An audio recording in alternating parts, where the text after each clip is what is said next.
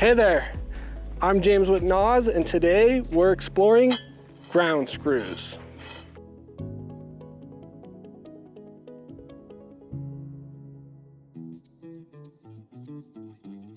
Ground screws have a rich history in the power pole industry to stabilize guy wires for power poles, and they've expanded into structural buildings and retaining walls, and now we're starting to use them in the solar industry.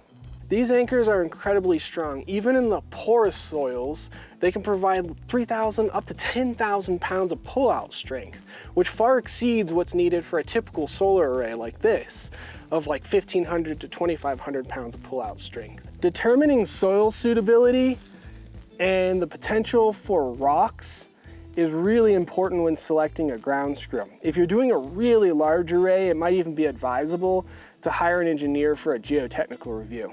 Ground screws can be installed quickly in diverse soil types, using skid steers, excavators, tractors, even self-propelled drilling rigs.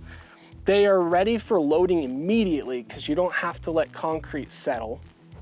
And it makes them really ideal for quick solar installations. These are optimized for strength, durability, and quick installation.